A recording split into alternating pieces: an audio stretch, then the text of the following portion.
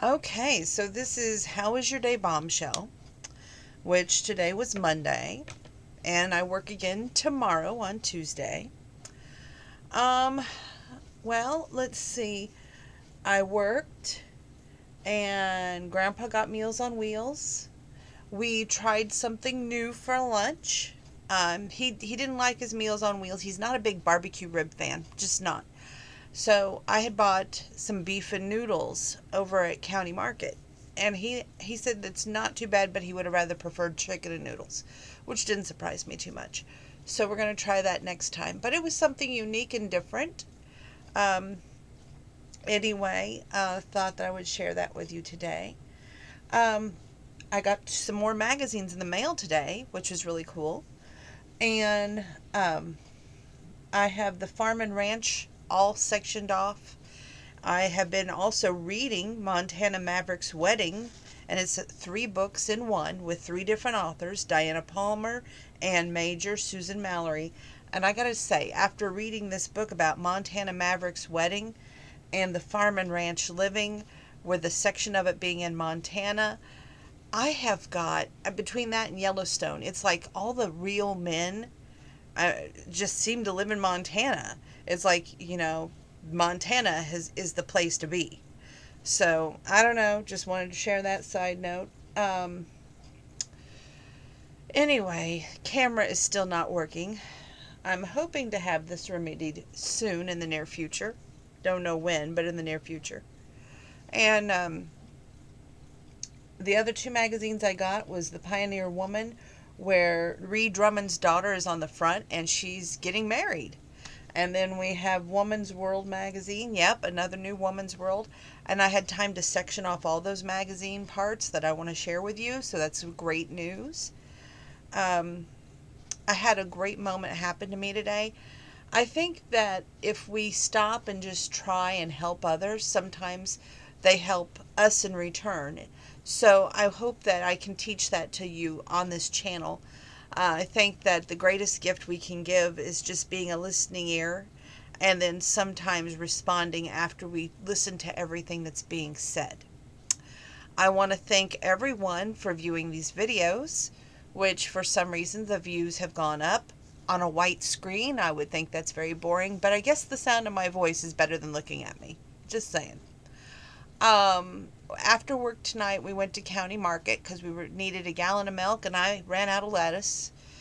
And I've been craving water today, like nonstop. Well, not craving it so much, just my throat seemed to be really dry. So um, I have done like 6 bottles of water and maybe 8 cans of water, and then a glass of tea I just finished a minute ago. So it's like the desert around here. Of course, Grandpa keeps the heat up, so that's probably why. I don't know. But needless to say, if I ever hit the lottery, not only am I going to go to Montana, spend a week there at the Yellowstone Lodge, I could probably find Mr. Right there, because it seems like those men, you know, in the first book I read, in the Montana Maverick's Wedding, where the young innocent Abby is determined to marry Mr. Absolutely Wrong until her childhood crush Chase Derringer rides back into her life. And Chase, let me just tell you, he is just an, well, at first I didn't like him, but then he grew on me in the book. And then when he just decided that he was not going to walk her down the aisle to marry Mr. Wrong, that he was in love with her, and he finally spoke his piece before it was too late. And he didn't get as far as the wedding, but he had bought the wedding dress to walk her down the aisle. And it was just like, is he really going to let her do this when he loves her, but yet he doesn't want to admit to it? And it was just like, oh my gosh, at the very end of that book, he saw the light, and he just came around. Now, the second one, prim and proper pregnant Felicity refused to be wooed by the sexy rancher Kirk Conroy, the first man she wants, the very last man she'd consider as a daddy to be. That was an absolute outstanding read. And let me tell you something. That book, the second one, it was so much. She would push him away, and the more she would push, the more he would come back and be like, I ain't going nowhere.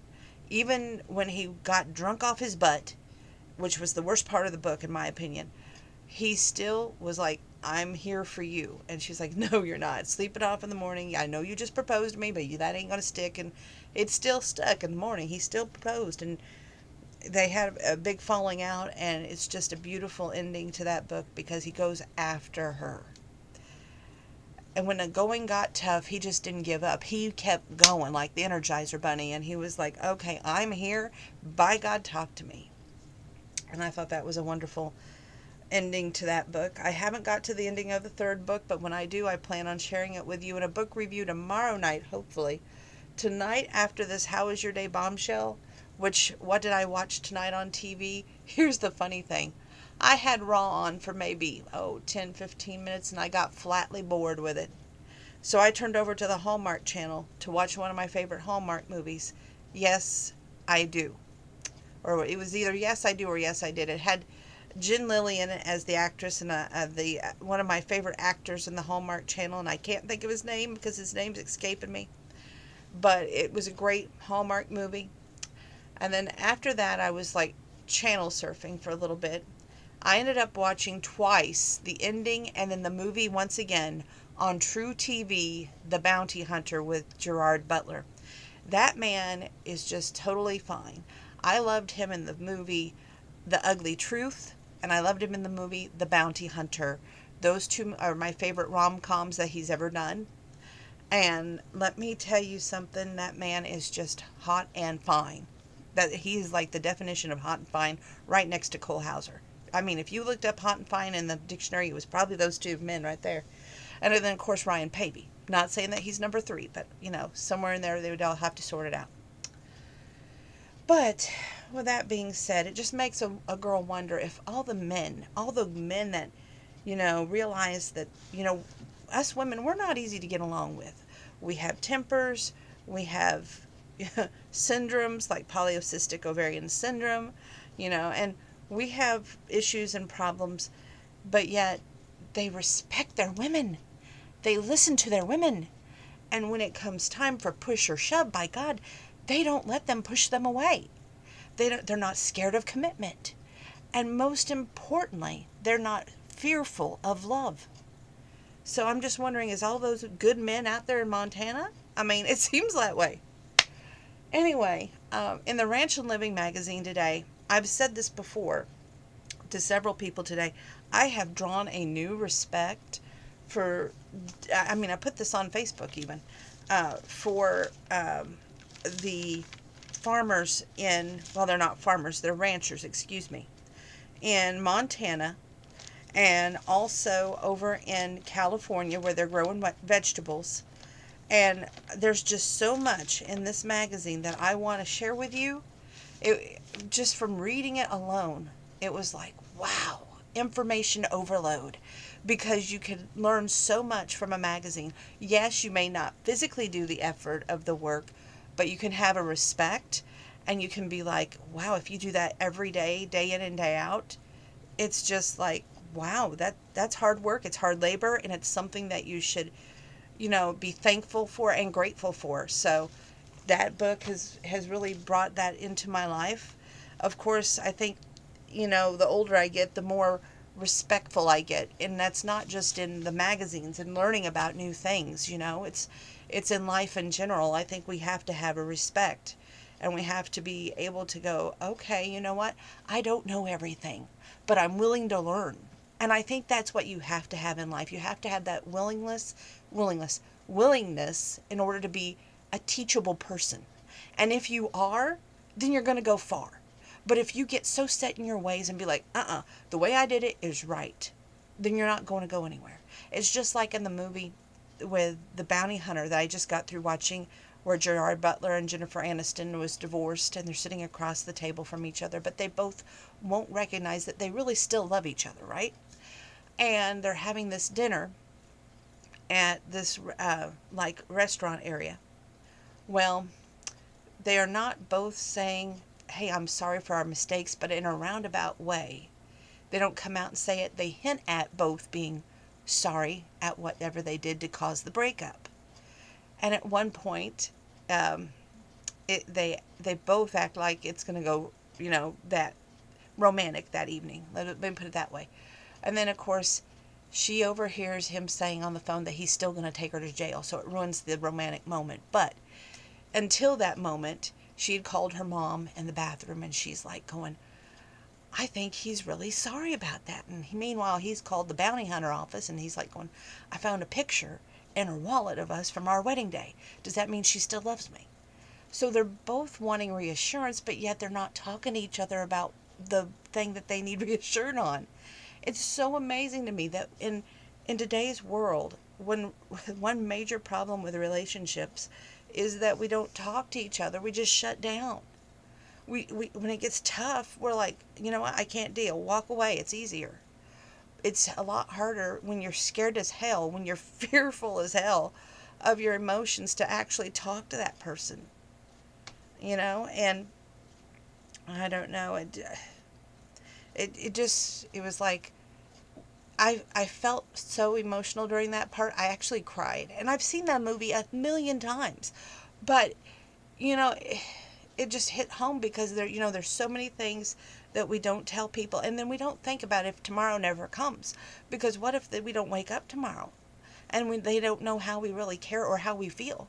you know that's a very real fear as well, right? Anyway, I just had to share that. And I hope my words have not fallen on deaf ears. If you are at an impasse where you need to make a difference in somebody else's life because you care for them, then you should do that. Make a difference. It's never too late. Where mercy is shown, mercy is given. And I really hope that you hear that tonight. Well, with that being said, I'm going to try. I probably won't do the Farm and Ranch and Living magazine tonight because there's just so much information. But I will probably cover one of those that doesn't have too much marked. I'll have to go through it really quick and see which one doesn't have too much marked to share with you. But I was so wound up from all of that today, and I just felt appreciation and respect, and I wanted to share those two things with you. And then from watching that bounty hunter movie, when those two actors, who were in love at one time, and then they're sitting there and they're trying to be like, well, they care for each other, but yet they're scared to tell each other, and they're scared to talk out their feelings. They go to other people. She goes to her mom on the phone, and he calls the bounty hunter office. They're scared to talk it out.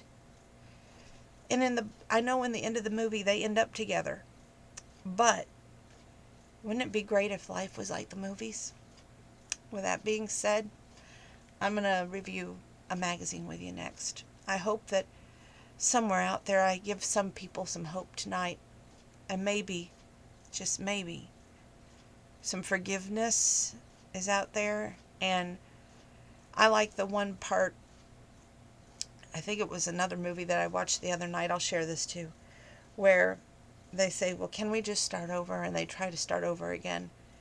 But yet, even though the past is still around, they overcome it and they still work things out. Oh, if life was like the movies, we'd never be blue, like that Alan Jackson song says, right? Here in the real world. Yeah, hearts would never be broken and tears would never fall. Take a deep seat. I'm going to try and do at least one book review, magazine review with you next. Thank you.